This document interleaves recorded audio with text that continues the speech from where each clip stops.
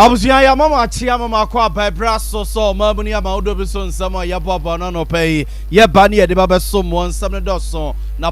poso ende mampani na nadu dan kwa kufado kire se University of Ghana Legon a esi honom no enyem fomso se obetimi aka ne se yera JB dankwa ene obi a university enam ne nsaso ema ne bedua omayemo mampani na John Dramani mama se Ghana ma de hie nyina abo se so domfo ya dom ama NDC aban asaso ababiewo a amamuo hwehwehwam amamuo fefefe ena wo mo ede bre Ghana ma de hie ana busuya ntete a arahosam abeto Sompa FM nsam twefa pro so cheso de wani kire tolon mansini mu a nipa nan bi ena chesensuo di wono mo ekowabra wono mo ekwafuo mu a no mo nam kwamu ebefie busuya wani afoforo pinu a eni akekese eni se kasia ba bia wo bia no anope ye ba ne de aba besom be de ede na ya bo amali bia boga busuya fo yenye brey na afin sam ne yenkomo ankasa emfuma mo ye de bo hyase ede free man penina na adudan kwa kufuado na tena ye na University of Ghana Legon ifrimra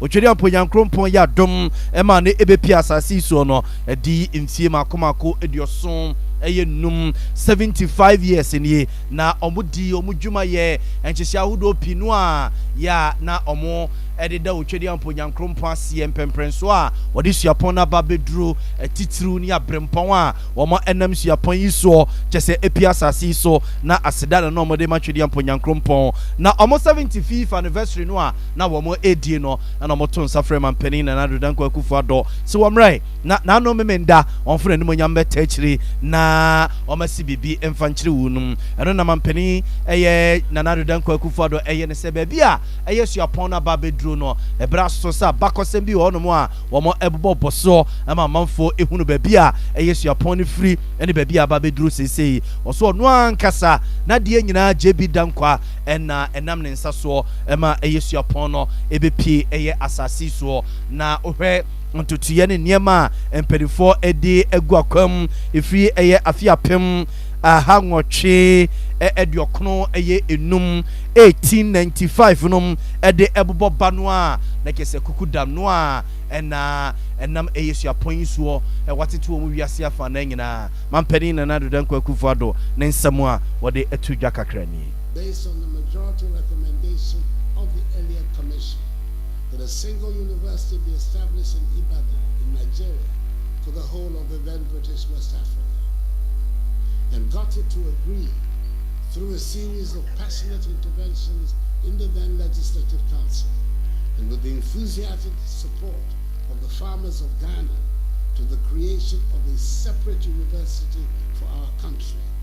on the basis of his minority recommendation. How felicitous was that decision, and how greatly it has contributed to the growth of modern Ghana. It would be wholly appropriate and not at all far-fetched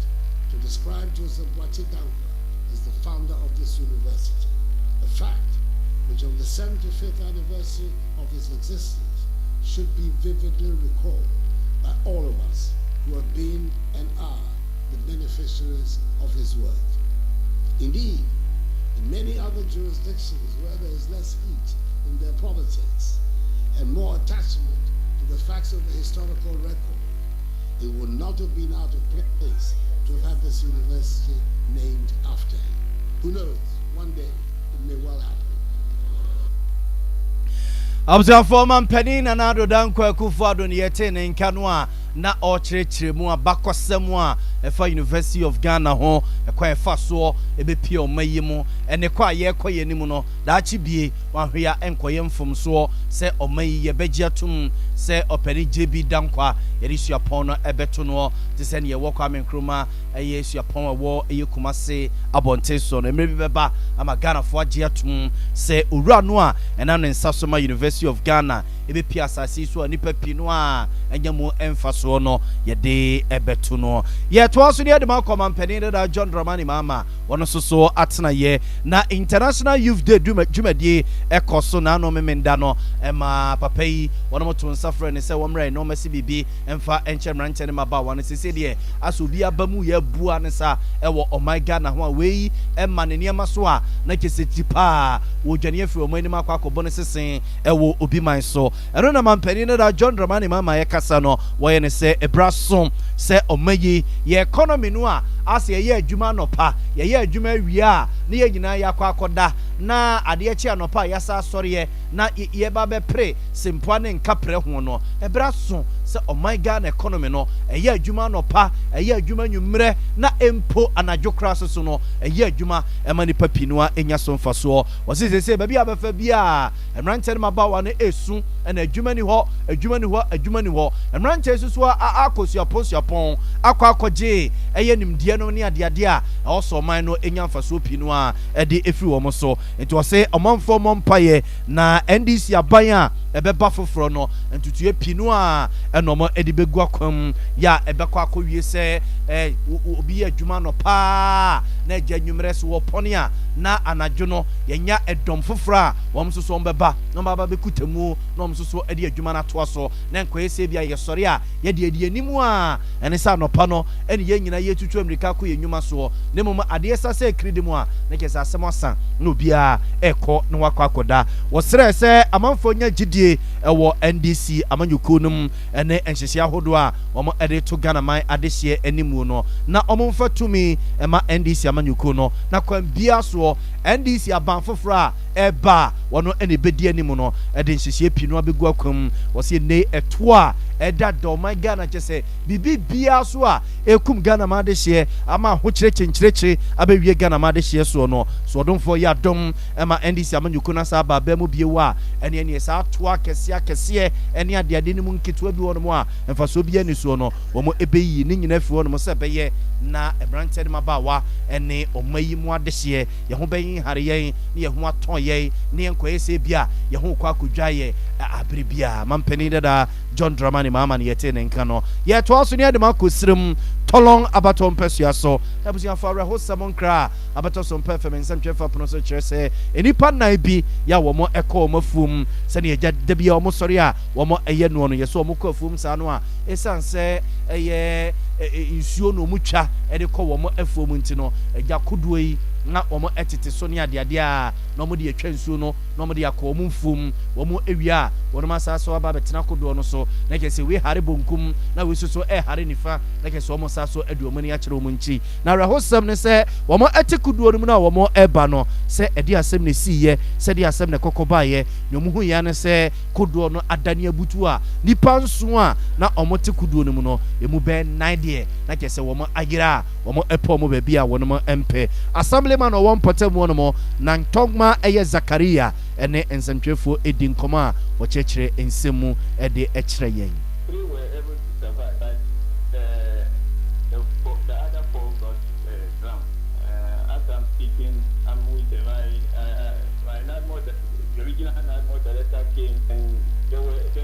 They didn't find one of them. Only 3 that they were found. The one left, my landlord director, he was with us since yesterday night. And today he came early in the morning. He got into the water, and the other one was also found. So my landlord director, regional director, brought him out. As I'm speaking, we are still on the process. Yeah, there is an alternative way. But they wanted to do shortcut. What happened? They wanted to do shortcut. About only the passengers. Abzafo nti wei ɛyɛ assemblyman a wɔ mpɔtam hɔ no mo na ntɔngma Zakaria ɛna na ɔkyekye nsɛm mo de kyerɛ no baabi a ɛyɛ wɔnom aba bɛduru sesei nipa no a ɛyerayera yɛ wɔ nsuo no mu no ɔdomfo ayɛ adom ama wɔn ɛho wɔn nyina amammerɛ ne amane yɛ wɔ so wɔn yɛ wɔ akyire so no wɔn egu so a wɔn ɛyɛ a wɔkyerɛ sɛ National Disaster Management Organization mpanimfoɔ ɛtutu Amerika kɔ hɔ nom a ɛmoa bi yɛ sɛfata ɛne ntutuo bi yɛ wɔ so wɔn yɛ no wɔn gu so a wɔn ɛyɛ yɛto ansɛm no so na yɛde mo akɔ mfimfini mantam mu Gomua East and in Potamo. Now, assembly members say, "Well, Gomua and Potamo and almost Raman Penina and Adu Danko for the baby. I drew no, yeah, if and many yang, baby, I befe beer and any fear kuyano, one of my best letter to one of na your what tankasia, no more 1990 a few film and your Montenegro war, while we knew Huni, your chiwa, near Bo Canom near Diadino, on best Raman Penina and Adu Danko for the baby, or mine about Bedruno, Saint Tankas if one, yes, also Edward Mababiwa. Enka ebeboyem pa we ayemra eye Gomua East Assembly for no ekukushia ya no mo dwendwendwendwena assembly no e no mo edisan hihie we e basese mpenifo egia tumu a yensa so nkonya ne tankas ne bio no mra na sese die fi no e mene yem pa enso first no ye na ye nkwala ne hu bi wo fi obehwe ne ese nkofo bi ba o obi ani bi da boni bia na ode meka no aye den papa ba ene sa nyemani na eni ho nti obi emfitrefu emfa ne ho obi beja ne nan esi ne fitre emfa ne ho obi kwa obekọ ne fi entoma nyoma basa ni na yefi e the problems ba nti ye di sama ne ba ebegwa yi papa if say sisi ano enkofo dwen say assembly members ana say DC ana government na onsi form enko krum enko mantem enko afiefie enko bodelo say yempa pra yefi yengo yemfitre and yes, I for no. My young says, and a day, that my colleague, assembly member kind electorate says, I'm all arguing there. Did they all assemblyman, DC, another national government, and we see now, Wabaye is a Juma among Observe to way assembly members so more Gomua Eastern and Quadroniati woman can and richly and a bankrupt penny DC or Gomua Honorable Solomon da Coquam so a day Cacrasso so sebo sequin bia so no the also me bia Amasa tankas if we saba Nebuama Huni dear Huns and some epigano what am I epay tankas for that I know them in a friend and also them on what to do. And also assembly members were raised Sunday. In Pembe, no, you organize a clean up exercise over communities. But you know, what workshop in him, Nahian assembly for no, Zoom line for no, Naya pra, one gutters are working at the water and divine. Walk on no more, conco, potapoto, cancan. So what to do water na de na here na question ekwe yi no pure water ai na de I'm there don't do afun tigare nti afi assembly members no say the sama and Gomua is this assembly immediately yan hwe na fi wentu ho na mo Observe to way a bankrupt penny on also so Gomua Eastern and Potam Yera Solomon da Coquam near Ten and Cano Nigina ASB na Huni dear Huns and Simbi Ring Chinejana and also Chiribe says Ubuntimu Kukuntin and Amso, I'm assembly members and the Aquaco to assembly in him so Monyan to ye na Quambia so tankas no and Sasomra name Pijam Potam Honamahuni D and one ensensum. Yet was not yet the Marcons and Fufrum na Emrassi Genia one Rassi Fima this year a war at dance. Fomina abaton pesua so a ono akro no a okomra se begesie mu a wo ye emra se begesie ma chia me hene a woto so eyemie no lawyer Andrew Amakwasiama na ode ade sere eto nananom anim se bebi o man na ba bedru no yentime enye ne se nananom nkotena bebi na amanyofo no soso no entino mo bebi no mo nya ne no pa ebra so se nananom soso no enye twaka ewo amamuo no a eye yebu no ne benam so ama eye o man na fo no ntuma papa efra o se ne se wo sisia nanom ensase a amanyofo ede be ye empuntuo nom ede betutu anamo nyina eye nananom nsam na wonte koba na sei si ye chechire o man ye si ye o man yie na ye si o man no a na ye nananom akwakosi nchen o de san sami tu dwabra na odwani echire eye adansi dompo ase a na nananom ni adehye o ho no mo eye amamre ni amane na abusua pani foforo kra wono apa no ya wono akro na asaso be ye ohene ewo boase kunka nana kwaku ponkwa watosom yensa na wo usaye ena honorable Andrew Amakwasiama ekwase a ode sefutu wi emampenimfo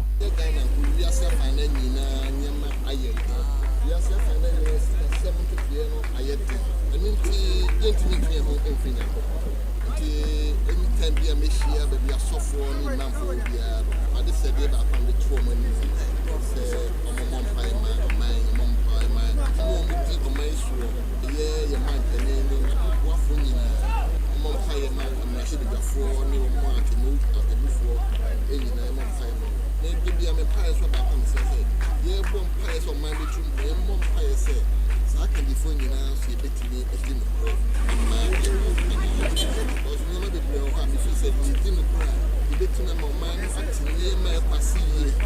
Now, on mine, it's Matty, I see it. The Yemen pay your property, I see it.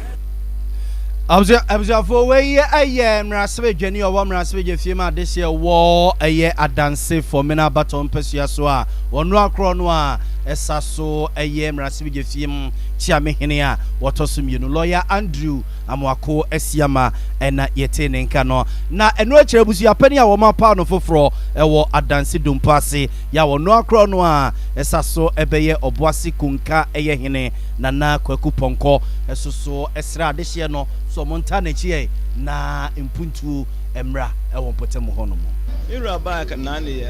o ya yi se bebre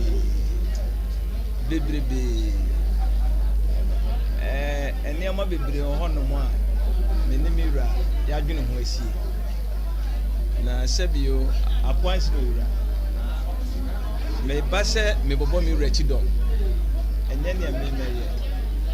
me wa dwene bia na me de ma mi ura na waye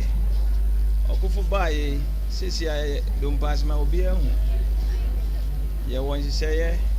asam sikan first na ne akon ne ye second ne enanimdie education ya de a okufu adwene ho a ye betu ho na mo abusuan ye won siseye a ye wura obi a opeso ko school bia na opeso sua adwuma bia no obeboa na me so abusua pani maternity kro ya de ba ko aye hu ni se nyame ama bibia mi rade esi na ni so a me beboa ni se vocational or tertiary education be kromia ifri se ye wo bibia ana me ka se homa na esi de bibia nti kwan bia eboa mi ra na ya pay investors na o mabel wo kro no eno na ye be fa so eno da nchen so a enema ne bi ho no ma abzan for we eye nana kwaku ponko a wotoso miensa busua pani a wo mo edinesi ade eso e wa danse dompase ene ono akrona asaso be ye ohene e wo obuase kunka ena yete ne nka no ye to so na ye de mo akọ eye sofo pani a woda eye Church of Pentecost wano wo asokwa PIWC Apostle Dr. eye JT Boyti eno de afutu ma Christopher say etoda ya na asofo hiamwa wu ya no mu hiamwa papa omusoso eye nipa nti braso say Christopher ye boabo ya asofo ene ya safo mpanimfo e wo mudwumadi ahodo a wono mo edi mo de sansem nti dwawabra na wono mo eye akwankogya som e de ma Pastor Stephen Boachi Yadom ene Mrs Abigail Boachi Yadom.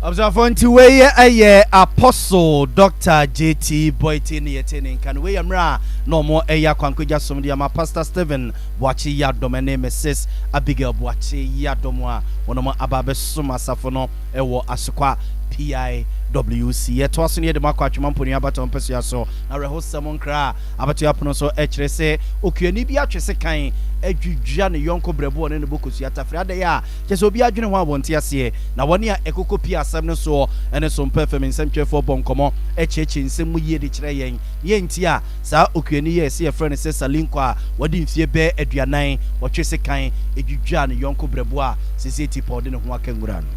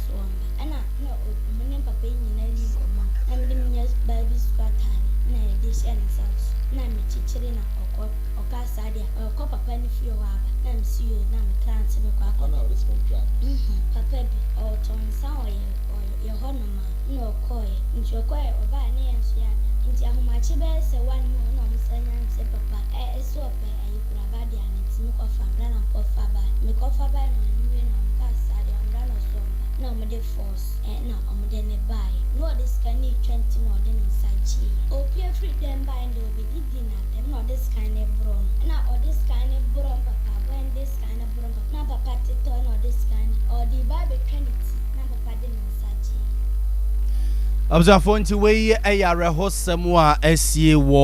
atwema mponua ɛyɛ mansini mu ɛwɔ asante mantam abusuafo yɛ ne di akyiri de befra to bia ne yɛmfa nkame mu yɛde kaseɛ no ɛsi ane asɔre ama ma hene yɛde buakye aba bɛsom ɛde ade akyɛ bi adwumadie atoa so yɛne yɛsom anɔpɛ na yɛ aboa male bi aboga kuku a na kyinkyim fidie ne de ma yɛn systematic so ɛna de yɛn ɛkɔ television ne so yɛsɛmfoɔ pɛne ɛne asante yɛboa benedict yɛdam ase ama mo mu ne tie ne hwɛ a na nyaado for your good health and